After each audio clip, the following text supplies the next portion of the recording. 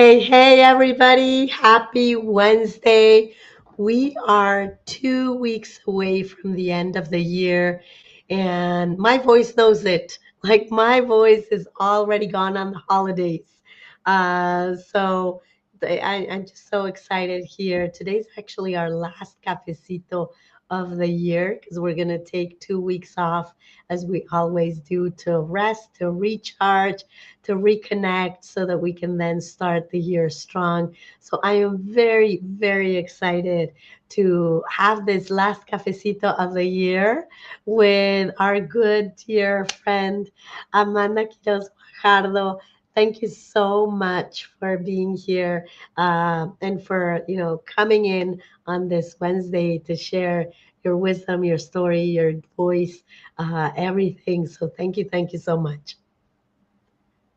I thank you. Thank you, not just for the opportunity, but for just what you do. And this I'm finishing my first year as a member of United Latinas, and I also have a birthday coming up this month, and so it's that time to kind of reflect and stuff, and be what you're grateful for, and United Latinas was at the top of my list. So the thank you is at the top of my list for you, for the opportunity and what you do and who you are. So thank you, Ilia.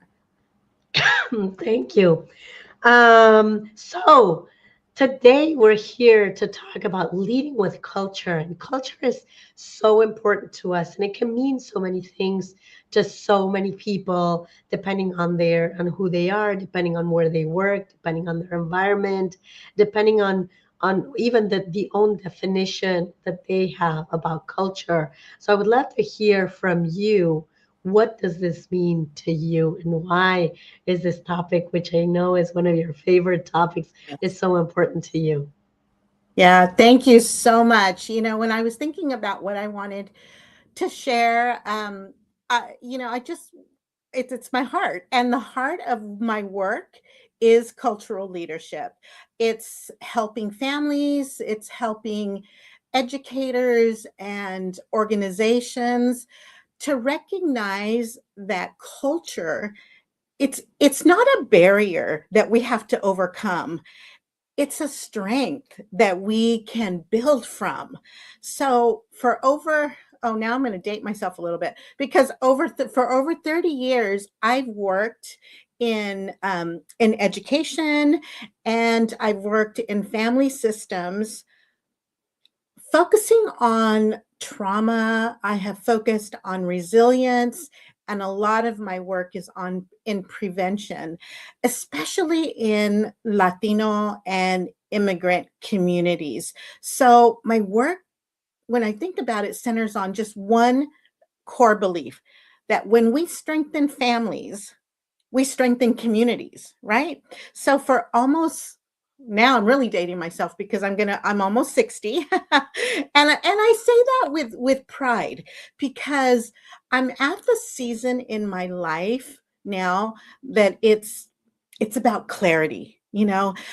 Every chapter I've been through, parenthood, leadership, loss, resilience, all of it has shaped how I show up today. And so I don't lead with just, theory alone. I lead from lived experience and reflection, and that, again, that deep commitment that when we protect and we honor families and their culture, it again, what has brought me here is simple. I believe that we all have a story, and that our stories matter. And when we center culture, when we center those relationships, real change becomes possible. So I think that was a long answer to a short question. I love what you're saying, and I think it's things that in a lot of cases we take for granted, and we don't know, or we don't, it's not front and center to us. How do they impact our everyday? How do they impact how we show up? how do they impact how we show up for others, right? So the fact that you're bringing it up first to say, you know, the strength of our family strengthens the community, Mhm. it's absolutely right. But we take it for granted. We take for granted our family. We take for granted our community. We take for granted so many things about culture, about our identity, about our background, that and don't recognize the impact. So I love what you're saying. And I always talk about in my keynotes that I didn't know that I was a Latina literally until 5 years ago, right? I went through whole corporate, 20 Yep, plus, going into 30 years career, and yep, I only found out about what it meant to be a Latina 5 years ago. And it's not that I didn't have a good career, I loved it, but it would have been so much better. And I would have avoided so many tears, understanding the impact. yeah, So, yeah, how do you, the work that you do, like, how does that come through, and where does the authenticity come in of yeah. this cultural identity? That's such a good question because I think, and I grew up during a time, Ileana, when I remember hearing my parents say things to me like, "Don't speak Spanish all the time because your teachers won't think you're smart." So when you say that you weren't, it wasn't until later on that you realized who you were and what your history was. That's what cultural leadership is to me. It's about leading with my identity. It's about leading with my history and my lived experience. It doesn't mean that I it's not checking your culture at the door. You know, um, it's about honoring where I came from, where the person next to me comes from, how they communicate, and even now in these really kind of chaotic, questioning times, it's even about how they survive. And I often say that culture carries wisdom. So when our businesses, when our programs ignore that wisdom, we tend to see that families disengage. Really. I mean, that's why we see a lot of our systems that don't make it easy for somebody that looks like me to be very successful. But when we center it, we thrive. And so, cultural leadership, again, it's not about being perfect, it's about being curious, it's about being humble and relational. I think that's why spaces like United Latinas matter so much because so many of us, like spent many years being the only Latina in the room. And cultural leadership creates rooms where we don't have to explain ourselves. We just get to lead. And that is what's so meaningful to me and why, in my work with trauma and resilience, again, it comes from both professional training and definitely lived experience. And my lived experience is my culture. And again, I mentioned trauma, and trauma doesn't just live in these big moments. It lives in that chronic silence, that chronic stress. You mentioned, not even knowing, who you were. There's a lot of things because of our culture that we didn't talk about. And we still don't. And I apologize. Just noticed my dog just came into the camera. So he's gonna make sure I say the right There you go. thing. That's part of who we are, right? Yeah, he's my emotional support, so he's gonna make sure I get this right. But what I've learned is this: is even though um, trauma shapes some of our story, it doesn't have to define the ending. Um, it happens. Culture is so much about relationships. It's about consistent, caring adults, and being not just responsive but culturally responsive. And that I refuse to give up on our families simply because we have ignored that cultural piece. So for particularly for children, that I work a lot with professionals that work with children. That all of that resilience that you and I, have built long before we even had the words to articulate it. It's built through the stories that we tell. So that's why this matters so much to me, and I value so much mentorship, because we've got that next generation of leaders and young Latina women who are smart, way smarter than I will ever be. But I think that's why that piece matters so me, and why I make sure that it's part of everything that I share. I have 3 adult children, and they'll all say, mom's not passionate about a lot of things, but the things that she is, you'll know. And this is one of them. So thankfully, they still listen, and they have carried that message forward.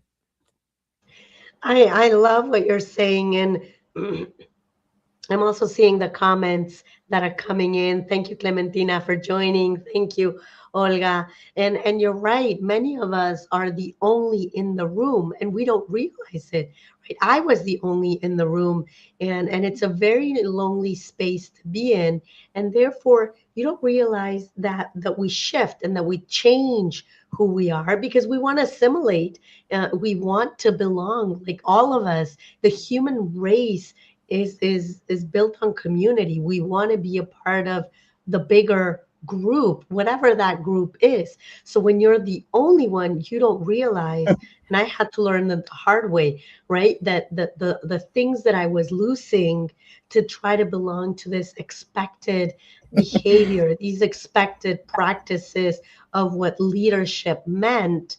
And that wasn't me, but that's all I knew. So being able to, like you say, show up with pride, with what the culture, what your identity means to you, and how you're showing up as a leader in that way, not only helps you to be more authentic, but it also, as you're talking about it, and you that work with children, right? It helps create a new expectation of what success can look like that resonates more with our culture, right? With our Absolutely. children, with our Latinas. And I think that's critically important because I didn't know that I was a Latina because I didn't have another Latina leader in my space that I could say, oh, that makes sense to me. Right now, I know because I have all of you and many others to resonate. But in that moment, I didn't have that. So mentorship, like you mentioned, it's critically important, and showing up is critically important to break these patterns. If not, we're going to keep falling into those same situations Yeah. that do That not help us, silence. Yeah. that are That, silenced. So that I know silence. that you do a lot of work, great work in around this. How do you use these reflections in your work to create that transformation?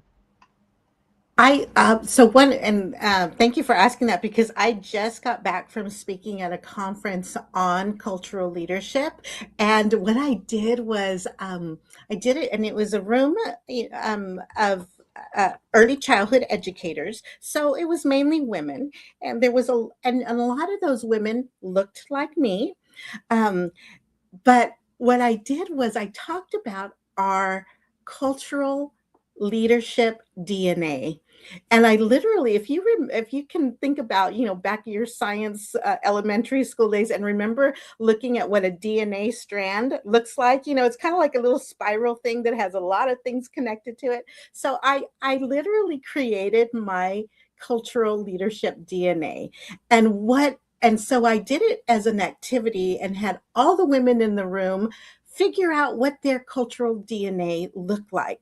A lot of my voice comes from my tias and my primas, because I was raised with women who had a voice. And I even had so I grew up with my abuelita, who only spoke Spanish, and she didn't often say a lot. She was very quiet. However, that quietness was a strong voice. We knew she was a leader of our family. So part of my DNA is that are the women in my family that I've never, like, took time to acknowledge and to realize, oh my gosh, that's why I'm that way. That's why I feel those things. That's why I have my lens is a certain way, when it comes to issues or circumstances I'm in. So I talk a lot about that DNA, and it's so fun to just kind of um, be aware of why you were made this way, and to give honor to that, and not only give honor to it, but to use it to strengthen who you are. I mean, I sometimes, and I talk about my family a lot when I talk about cultural leadership. My dad is 81 years old, and he's one of the most stubborn men I've ever met. However, he's got some strong, passionate, feelings and views. And you know what? That passion I inherited. And I am so thankful for that. It has served me well in supporting the voice that I have. And yeah, it may look in some lenses like I'm very stubborn about something, but you know what? I use it as a positive and think of it as a passion. And sometimes it sets me back because I wonder why nobody else is as passionate about protecting families as I am. And I want everybody to feel the same way I do. But I think it matters so deeply when you understand where you came from, when you understand why you feel this way. And I think you can't address the present or plan for the future unless you know your past. And I talk a lot about recognizing our history, about acknowledging our past, good and bad. All of those things have made us who we are today. So recognizing and learning what your cultural leadership DNA is a really great way to do that. I love that because I had never thought about it. And I'm a chemical engineer. So Yeah. I love all of that. So now that you said it, I'm like, ooh, my brain is racing. But I want to touch on something that you said, especially because I'm about to lose my voice, about how also being quiet is a way to honor your voice, and having a strong voice doesn't mean that you have to shout, that you have to be loud, that like physically loud. It just means that you are clear on what you want to say. You're clear on what's right or wrong for you, right? You're clear on your values and what you stand for, and you're gonna advocate for that and champion for that, whatever that means to you. And I think that's critically important for Latinas because for a very long time, whether we know it or not, whether we're conscious or not, we're told calladita te ves más bonita, right? We are told to be silent, to be on the side, to stay quiet and in the back and don't rock the boat. I didn't know that I was living through that, um, until it clicked. And Until like, silence, yeah. wow, Right. Silence doesn't have to transfer to weakness. It isn't. I remember somebody once telling me that wisdom isn't so much what you say, it's what you don't say. And to be an observer, and you'll tell people who you are. I mean, if you have to keep screaming it or yelling it or whatever, that's not necessarily always the best way. Your actions, your behavior, your demeanor, the fact that you're a good listener to people's stories, that you're honoring the space that they're in and the space that they share with you, all of that are strong leadership skills. And you haven't said a word. You haven't said a word. Again, just like what you said, the way you show up. And it's something that I work on, every single day, depending, I speak with completely different audiences. I can be speaking to and doing a parenting class one day, and need to connect with them through my lived experience, and just or just listen to their stories. And then tomorrow I can be speaking to attorneys, child abuse attorneys, and need to connect with them in a different way, and listening to their frustrations and stuff. And that has really, in return, has created a mutual respect, where now, because I have been a good listener, now they're going to listen to me, because they're returning what I have given, and you cannot give what you don't have. So that has worked really well for me. I love that. I love what you're saying. So we always try in these conversations to be action oriented, right? It's not only about the inspiration and the story and the connection and seeing ourselves reflected in each other's journeys, but it's also about, okay, what do we do from here? How do we move forward from this space into, a bigger and a better space? So what would you suggest for people that are listening to be able to tap into their own their own culture, their what it means to them, and if they're already connected with it, how do they amplify it, right? How do they ignite it? I think that what comes to the top of my head right now is ask for help. There's no shame in asking for help, whether it's help with how do I start a new project? How do I get myself? How do I increase my confidence to speak to this certain audience? Or how do I even get the courage to talk to my family about some of our past experiences that are still, kind of affecting us? There's no shame in asking for help. The shame is when we don't ask for help, and we continue to, like what you mentioned earlier, repeat those cycles.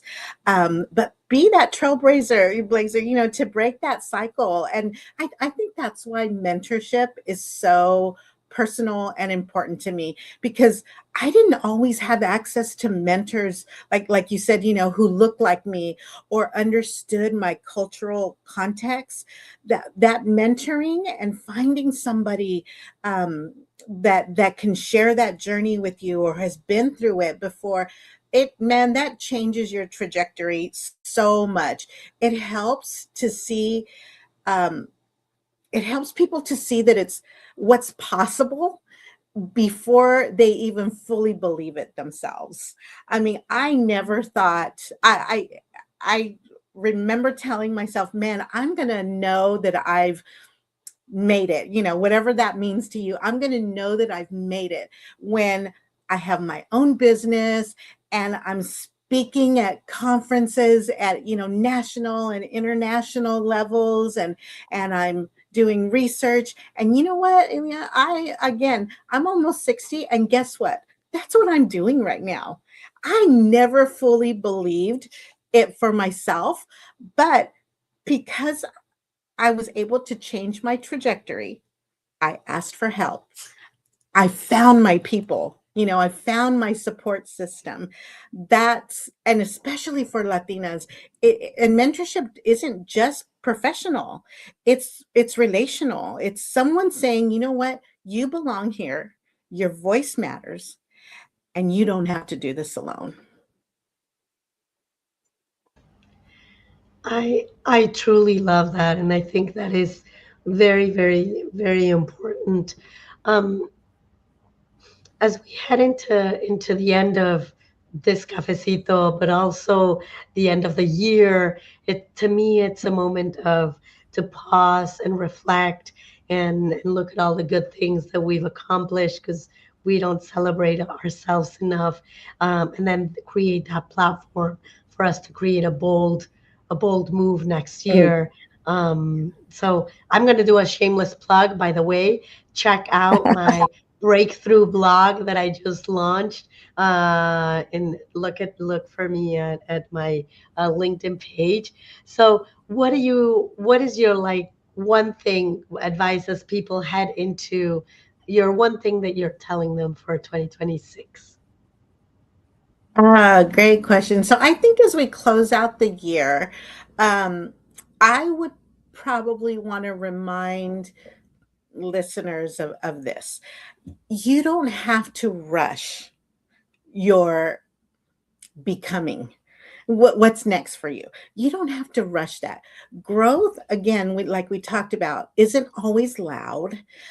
Sometimes it's quiet, it's steady, but it has to be deeply rooted. That's why, I say, it doesn't have to be rushed. If you're entering this next year, um, carrying exhaustion, or uncertainty, or maybe you're carrying hope, just know that everything you've done up to here, your lived experience, it has value. And your story is not it's not a detour. Everything you've done is not a detour. It's a preparation for what comes next. It all has value. There's a reason. And again, we grow leaders in making room for them. So if you're a leader, make room for somebody.